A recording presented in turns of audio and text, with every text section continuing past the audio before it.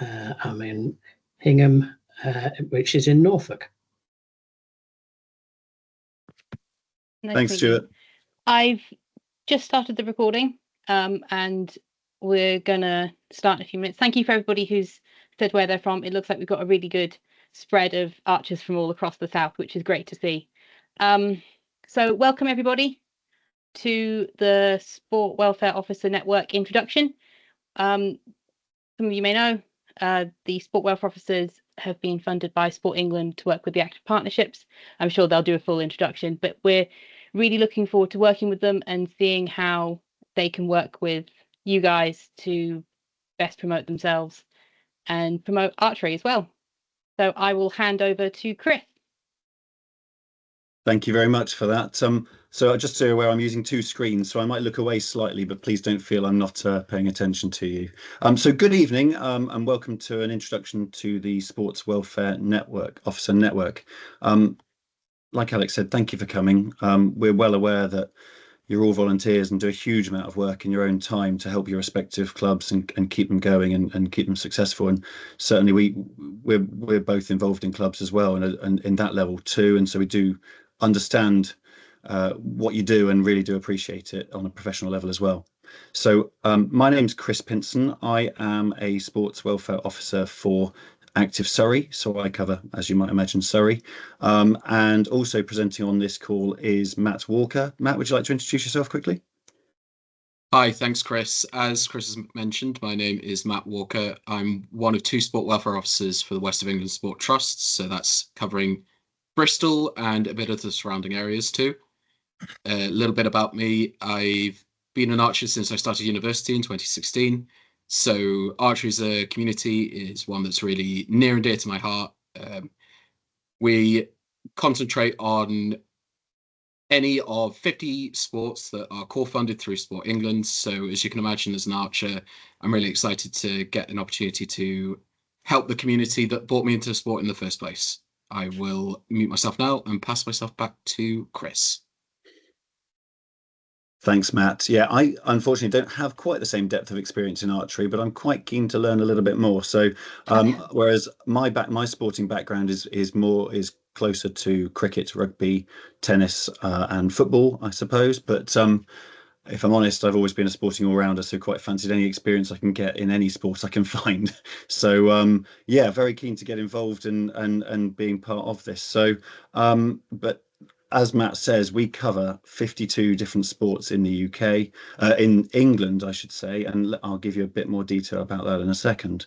So if we now, the background to the creation of the network is part of the response to the White Review into British gymnastics.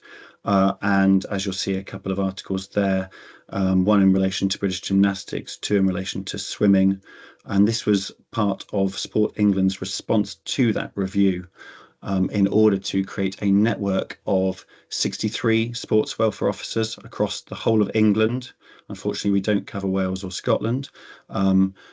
Yeah, across the whole of England in order to try and improve consistency and practice in relation to welfare and safeguarding across all those sports and some activity work as well. So we're really keen to improve consistency training and experience for clubs across the whole of sport and activity in general. Really, about 80% of our work is club based, so you're a big part of that for us. So as I think many of you'll be aware, the White Review was pretty damning in relation to gymnastics. We've got swimming there's been swimming issues, athletics, a number of different sports. And so the network's been created. As you can see, there's the graphic there showing the 63 officers and where they work.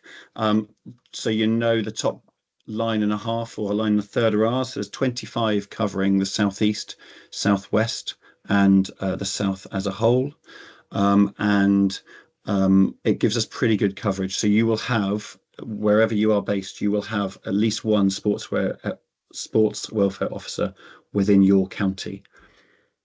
So Surrey, we are lucky we have two, myself and Emma Das, and you know, I can see on the chat here we've got people from Epsom, Guildford, etc. already. So I'm really keen to link in with yourselves after this call and see if maybe we can have a chat and make contact and see whether we can do anything to help each other. So if we move on, oh, so I've forgotten to give the slight ground rules here. What we're keen to do is, this is a real good opportunity to discuss the network and opportunities there may be. And it's a great space to do that and explain how we can support you and your clubs through our core offer.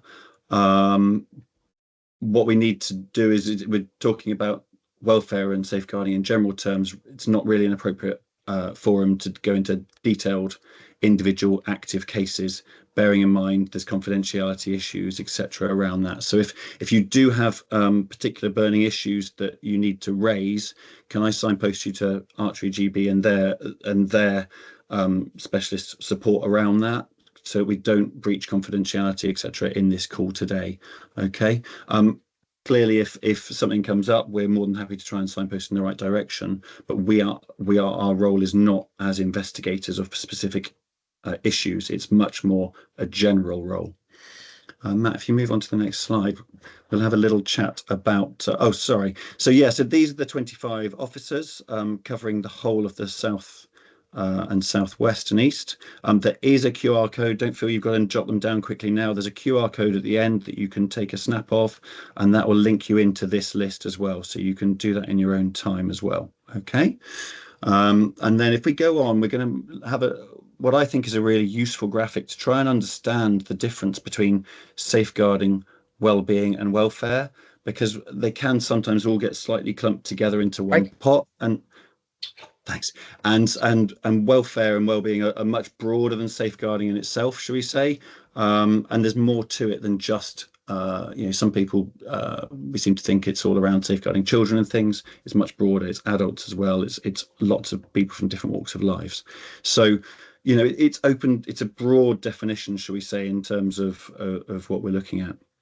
And it can, as we say, mean different things to different people, different organisations, and that's part of our role, is to try and get a bit more clarity around the subject matter, so that people understand what we're doing. So if we could move on to the next one as well.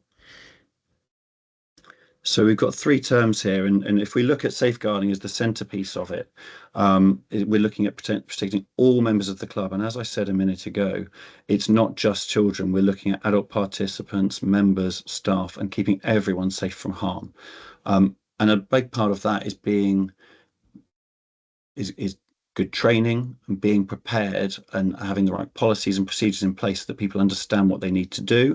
And obviously if you're in a club welfare or safeguarding officer role in your organisation, which I anticipate most of you are, it's going to be, that's a large part of your role. And if you are unsure of what to do, that's something we are here to try and help point you in the right direction of, so you have the confidence that you've got the right things in place, so that should something happen, you are able to deal with it properly. So it's around, as you can see, record keeping, risk assessments, etc., etc. And then well-being comes around that. So we're thinking about trying to make sure that the sport and the activity that's going on is having a beneficial effect, not a detrimental effect on people. Making sure there's no bullying taking place or harassment of people, any any issues in relation to people's emotional or mental well-being. So we really want to make sure people are happy, enjoying it, because ultimately, if we love what we do, we come back time and time again, and sports grow. If we don't enjoy it, we don't come back. It's crucial. And again, that links into the training, using the right language in what we do and how we approach it. And then welfare comes all around that. As the graphic says, it's a holistic thing. It's covering the whole package here.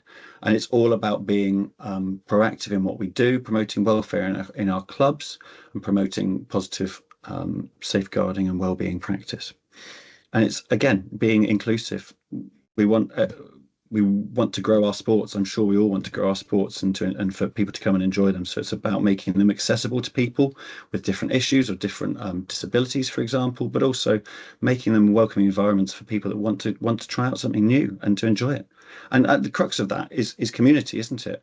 It's positive social engagement in fun activities. and enjoying it. So, and that's what makes us successful. So that's just a basic round, and Matt is now going to have a chat about our core offer and what we can try and supply in more detail. Yes, thanks, Chris. So with all that being said, what does the Sport Welfare Officer Network actually do, and what can we help you with? What can't we help you with? We sum this up in what we believe to be a quite succinct way, but if you have any questions, for those of you who can use the chat, please go ahead and type them away in the chat as we go through.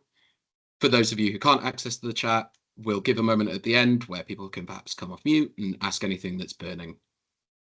Our offer is CORE, and that stands for Connect, Offer Support, Raise Awareness, and Enable.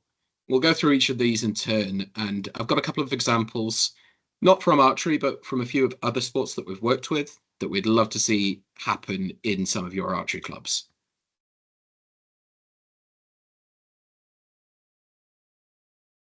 So Connect, one of the biggest things that we believe is crucial for the successful implementation of welfare and safeguarding provisions is the sharing of information. So the same safeguarding concerns that are happening in all of your archery clubs will be happening in cricket clubs and athletics clubs and football clubs and so on and so forth. These experiences aren't perhaps unique to archery, but we can learn from one another. Information that you gather on how best to deal with certain situations could be really useful for other clubs and other sports. And you might learn something from what's going on from safeguarding officers in football or swimming or judo or karate. So this sharing of information is something that we're really keen as the Sport Welfare Officer Network to help facilitate. Each of the sport welfare officers have some form of forum, at least perhaps not locally at county level, but at a regional level. So in the photo, we have a little screen grab from our Southwest Sport Welfare Forum. That happens once a quarter, and it's a really good networking opportunity for club welfare officers. We also bring in external speakers. So in that, we've had previously people from the NSPCC, from the Ancraft Trust, who concentrate on safeguarding adults. We've also had people who are experts in youth voice and listening to young people and getting them involved in running and managing the club, come and present on how you can get better at that in your environments. And we're planning on bringing in people who are experts in parental engagement in the future. As I say, each area's offer in this instance is a little bit different. The same topics will always come up. And the best way to keep up to date with when these events happen is to follow your local active partnership. And there is obviously the link at the end and the QR code that you can scan and find out the name of your local active partnership and the name of your local sport welfare officer. As part of Connect also, we're really keen on bringing that sense of collaboration with other organizations who work locally to safeguard children and young people. So if there are sessions that we can run to raise awareness with you on what the function of your local LADO is, that's absolutely something that we're here to facilitate and help you and help upskill you in. This all being said, it's now a really important time, I think, to mention that everything that the Sport Welfare Officer Network does is informed by what sport club volunteers like yourselves want.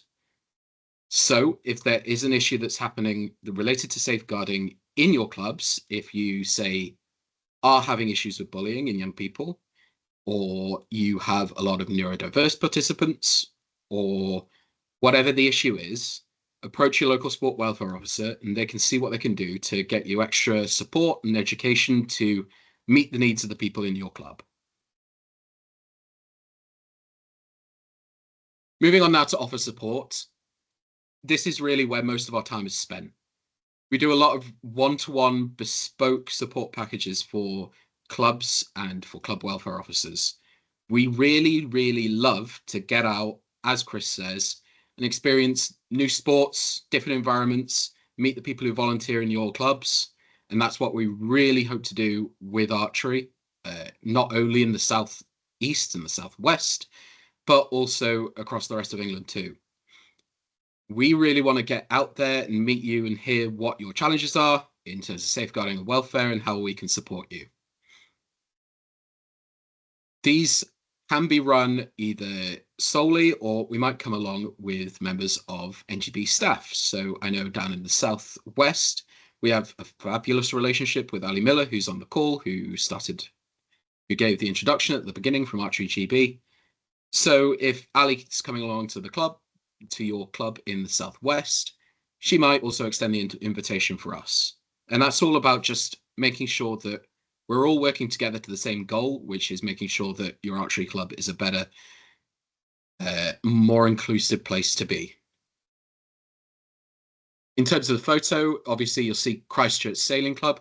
This was my colleague down in Dorset, Active Dorset, James. He went along, and Christchurch Sailing Club didn't really know what support they wanted from the Sport Welfare Officer Network. They kind of said, we're always open to learning and finding out ways that we can improve. So James went along to their sailing club. And what happened as a result of that was a bit of that cross-sport learning. So on the harbour side in Christchurch, next to Christchurch Sailing Club, there's also a rowing club. So putting those two people in contact, they also supported Christchurch Sailing Club to review their safeguarding policies and procedures, constitution, and all of their documentation to make sure that it's up to scratch with the latest best practice for safeguarding and welfare. Those are all things that we can do as well for archery clubs. I've been supporting one club in the Southwest to do something very similar. And I know, obviously, for a lot of archery clubs, you might share facilities with other sports. So you might have your outdoor shooting range at a rugby club or a football club. So it might be really beneficial for everyone if we can help support you to better integrate with the other committees, the other sports in your vicinity. On to raise awareness. Again, as we say, we love to get out to clubs. We love to get out to sporting events too. And our role at sporting events is to help you raise awareness of good welfare in archery and put that at the forefront of everything that you do at a shoot or a competition. So the photo here was myself and Cara. Cara is based down, oh, I've gone one ahead, gonna go back. One moment. Cara is the club welfare officer down in Cornwall. And we went along to the National Schools Biathlon Final, which was in Bath in March. And we were talking to parents and carers and making sure that people knew that in pentathlon, so this was with Pentathlon GB, pentathlon clubs, pentathlon volunteers, they all care about the welfare of your child and the welfare of all participants when they're at these events. So we want to do the same with archery. We want to make sure that everyone knows that archery is a safe and supportive environment to be in. So if there's anything that we can do to come along to your shoots or competitions or events that are happening to support you and raise awareness of welfare and safeguarding, please get in touch. We would love to hear from you. We also help to support clubs in promoting local and national campaigns too. So if you wanted to do an activation around perhaps Pride Month, because you want your club to be a space where LGBTQ people can come and thrive and be happy, please get in touch. We will happily help you do events and raise awareness about what a great place your club is to be. Moving forward to the final point, enable. And this is all about giving you training and development opportunities for club welfare officers. So extra CPD. Here in Bristol, we put on a few different events. The first one of which was around neurodiversity. So we had a rugby coach who specialises in supporting players with neurodiverse conditions come along and do a bit of a Q&A in an online session one evening. We've also had an organisation called SARI, which is Stand Against Racism and Inequality. They are a Bristol charity, and they came along to talk to sports clubs in our network about how they can be inclusive of people regardless of their protected characteristic. In our last event, we had the footballer Paul Stewart, well, ex-footballer Paul Stewart, come along Paul used to play for Tottenham Hotspur, but now he's a big advocate for improved safeguarding in sports clubs. Growing up, Paul unfortunately was a victim of child sexual abuse. So now he goes around and tours different parts of the UK and around the world to tell his story and really put a human aspect into why safeguarding and welfare is important. If anyone hasn't heard Paul speak before, keep an eye out. The network are putting on events with Paul all the time, and he is a fantastic speaker and a story well worth everyone hearing. We also help with pointing you in the best direction for advice and guidance. So if you wanted to put in a new safeguarding policy, we would point you in the direction of the best templates and the best advice that follows what the governing body wants from you. So anything that Archery GB asks for you from a safeguarding and welfare point of view, we can be here to support you with templates and resources to get that done. This is a really good time, I think, as well, to mention that in 90% of cases, the advice and support that the Sport Welfare Officer Network puts on is free to access and free to use. As Ali and Chris have mentioned, the Sport Welfare Officer Network is funded through Sport England. So things like the one-to-one club visits and bespoke support, that's all available free of charge. Most of the training and CPD opportunities are also free of charge. So the events that I have already mentioned, where we covered neurodiversity and protected characteristics, those were all free to access. There are some instances where there will be small fees attached to the CPD and training on offer. So for instance, the Sport Welfare Officer Network is looking to increase the availability of UK coaching safeguarding and protecting children workshops, which I know is a requirement of Archery GB's coaching licenses, and as well something that's encouraged within welfare officers and members of club committees. The network always tries to put them on at a heavily reduced rate to the standard going rate. So if we do ask for an entry fee or some kind of contribution towards the cost, that will always be an absolute minimum. With safeguarding and welfare, we want the information to get out as much as is physically possible. So we want to remove as many of the barriers to accessing that information and that training and support as possible. Now, what we don't do, Chris has already touched on this a little bit, but it's always important to really stress, the Sport Welfare Officer Network doesn't investigate or manage safeguarding concerns for any sport. And that's not just with archery and with Archery GB.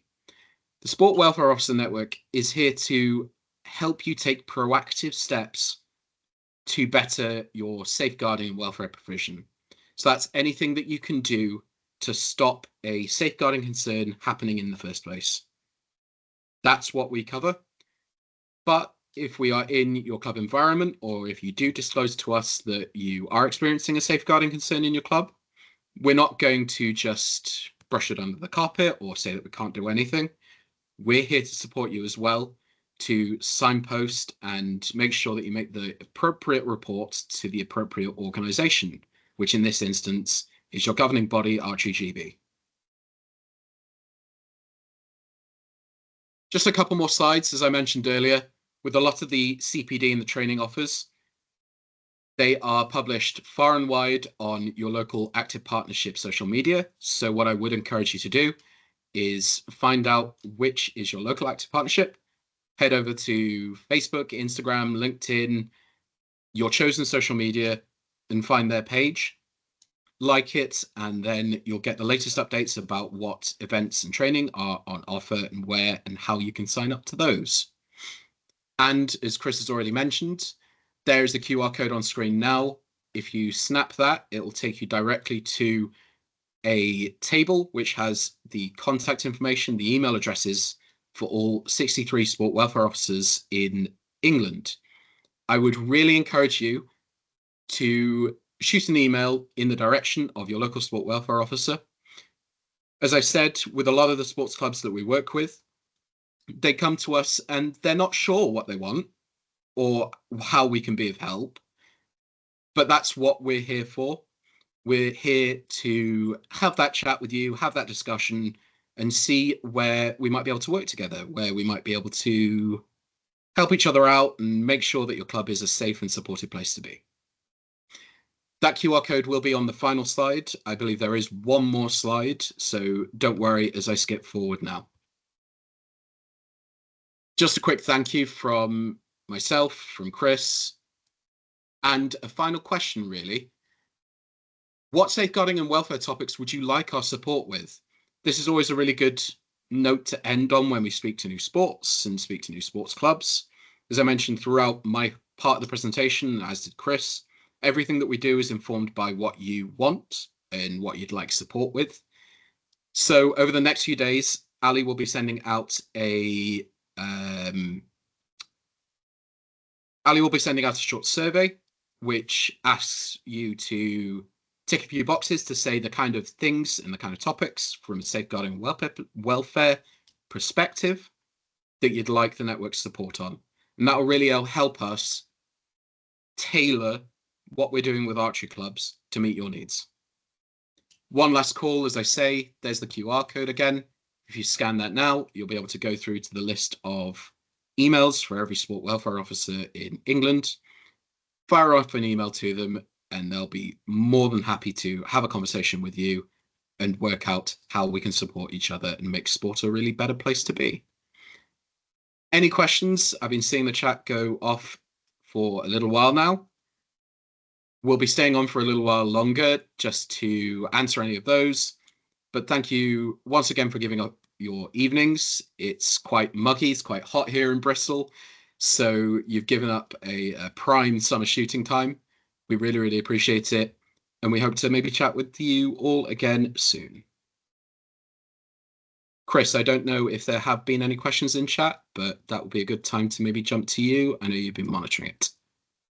Yeah, absolutely. So I was going to go first of all, Hilary. Hilary Tate, you've put an entry in asking for some one-to-one support. Could you clarify which club you are, please, and what area? Because we can then try and point you in the right direction. So I'm Aquarius, which is North London. So it'd You be did one of put the it at the London start. ones. Yeah, so I'm new in post, just trying to get the lie of the land, coming in from a school background. So there's differences and similarities, if that makes sense. So I'm really keen on building it up to be as good as it can be. Yeah. So just having guidance, someone helping me prioritize, because I think it's, you know, it's a big job. Yeah. Putting everything in place. So that would be incredibly helpful. I also wanted to raise another question, which is something that one of the first things that struck me when coming into role is that nowhere are we mentioning prevent, and yet it's a weapon sport. And there have been quite a lot of high profile cases. And I did want to raise that because it seems to be quite an obvious issue, because when we do prevent in schools, the vast majority of the young people don't actually have the means to carry out any threat. Whereas everybody in an archery club has means and equipment. And I wondered whether that's something that had been considered at sort of national level, as required training for coaches, for example. That's perhaps not a question that we can answer. Maybe Ali could maybe shed some light on this from Archery GB's point of view. But what I'd say in the interim is that's absolutely a fantastic point. Prevent is a very important thing to consider for all sports clubs. For those of you who don't know, Prevent is a program that looks to, as it says on the tin, prevent radicalization in young people and other groups in society. The Sport Welfare Officer Network, I know quite a few people in different parts of the UK have been running sessions on Prevent, and that's absolutely something that we can support you with to put those safeguards in place. I don't know if Ali could perhaps shed some light on this, but that might be a more specific question for either Ryan, you've just put your hand up, or the safeguarding team at Archery GB on a later date. Yeah, I'll just jump in. I'm Ryan. I'm the head of learning and development at Archery GB, so I'll kind of look after the coaching pathways. safeguarding, I'm a coach, but just not in archery, and I've been a coach for 28 years. And safeguarding used to be you get a qualification and then you used to get this thing bolted on. You had to get this tick in a box. Over the years, safeguarding's basically been interwoven into coach education, and it's something that we're keen to do it. And it's not so much nailing the prevent; it's about creating those environments to thrive. Which is it just goes through the whole of coach education. One of the findings from the White Review was about sport-specific training as well, and that's something that we've started to have a look into to basically contextualize that training into archery environments, because it's different. It's brilliant that you're sharing with lots of other sports as well on the UK coaching workshops, but what an archery club needs with a sort of a specific target range, and then what one needs in a field range, there's little nuances, and we want to basically support the coaches working in them environments so they can help create those environments to thrive again. But yeah, that's a little bit further down the line. I haven't got the answer on the prevent message going across the whole board, but it's definitely something that I'll raise when I get into Lillishall tomorrow. So. Thank you. It's really helpful. But yes, in terms of support for yourself, the team at London Sport will be your people, really. And I would encourage you to drop them an email and they'll be able to help you maybe pick up some of those points that you've just mentioned. Fantastic. Thank you very much. Yeah, exactly that, Hilary. If you have your mobile phone to hand and you just use the camera on the QR code, it will link you to the correct people to email. If you have any trouble, we will share the slides anyway, so you can do it in slow time as necessary as well. And actually on slide 4, as I've just put in the chat, has all the correct contact details as well. So hopefully, I mean, frankly, if you have any problems, just come back to myself or Matt, and I'm sure we can help facilitate it very happily. Absolutely. Yeah, no, that's great. And Tony, you're going to be getting an email from me tomorrow morning anyway. I'm going to be emailing all the Surrey clubs tomorrow, so very happy to pop out and come see you, myself or my colleague Emma Das, and we'll come and have a chat. It'd be really good to meet you. Anyone else with anything either inside or outside the chat at the moment that I've missed?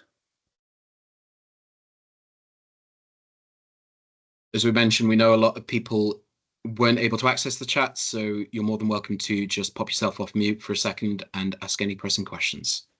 Yep. Hi, is it okay to sort of say Absolutely. something at the minute? Hi, Susan from Newham Archery Club. Thanks to Hilary for sort of sharing. I've got a bit of a similar situation where I'm also a teacher and also welfare officer, so a lot of the crossover happens. I just wanted to say I really thank you for raising the point that you did, and thank you for the feedback that's been given on the forum. I think what we've got to keep in mind is when we're in a school situation, there's an awful lot of trauma and then welfare issues. I'm not a welfare officer at school, I'm just a teacher. But a lot of the young people and adults there are not there through choice. And I think we need to keep at the heart of what we're talking about tonight is a lot of the things that we think could possibly happen. The young people and adults are coming to our club through choice and for enjoyment. And I like that remit coming through the whole thing tonight. We're all here to enjoy ourselves. It's not the day job. It's not what we're paid for. We volunteer and we're really trying to keep people as safe as we possibly can. But they're kind of there because they want to be, which is slightly different to school sometimes. I just wanted to say that, you know. So I think our range captains and our coaches can pick up on any potential problems at a beginner's course that we might have to address with any individual. So hopefully the point you made is kind of like, yeah, in the event of, rather than a general. I just want you to sort of put that out there. Absolutely, let's hope so. Although I have to say, it's been a little more like school than I was expecting. Yeah, on a Sunday morning at club when I've got 16 new starters that are under 10, I'm thinking, what am I doing? Anyway, so it's good fun though, but I think thank you very much to everyone. I'll just sign off from that tonight and put myself back on mute, but I found this really helpful and really good moving forward. Thank you. Yeah, that's Thanks, great, Susan. Thank you. Oh, sorry, Matt. No, that's really good. And the feedback's really helpful for us because from our point of view, this introduction tonight is a starting point rather than an end point. Now, that's the whole point of it. And it was really great to obviously have that back and forth with you both. And that just shows the power of putting people in contact with others in the same position, and that's really, really useful for your development in your roles moving forward, I think.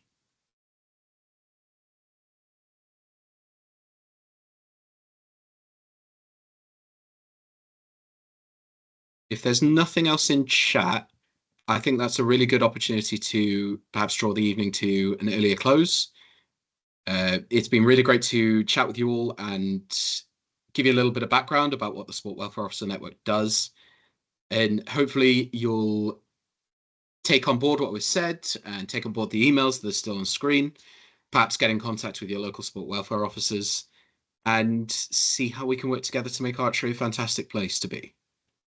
Thank you all. As I mentioned as well, Ali will be sending in everyone who has signed up a survey just to ask you a few questions about how useful tonight's been and any particular safeguarding or welfare related topics that you'd like our help with. Please fill that in because that really helps us make it absolutely bespoke to what archery is and to the values that it upholds. Chris has just got his hand up, so I'll just pass over to him for his goodbye. Yeah, I was just... Sorry, Chris, to intervene. Can I just say that I would be more than happy for you to pass on my email to Hilary? Us both being teachers and both new in the role, we have no contact with each other after this event, but you've got my contact details. I'd be more than happy if you shared them with Hilary. It'd be lovely to keep in touch. Thank you. Perfect, Susan. Thank you. And I think Hilary looks keen there as well. It was just wanted to raise one thing from Melvin. He's put one in the chat that may not have been seen. So Ali, can we stay on with Matt and myself with Melvin afterwards? He's asked that we do that. Yep. All right. We can do that. Thank you very much, everyone. I just also want to say thank you very much to Matt and Chris for joining us and for introducing everything. I think they're a really good resource, and I really hope and really encourage all of our clubs to reach out to their sport welfare officer and build that connection. So thank you all for coming. Okay, Thank you. Bye now. Thank you. Bye-bye. Bye.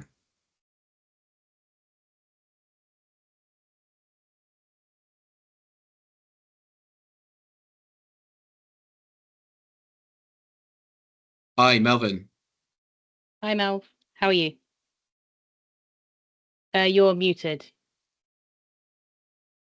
Hello, is that better?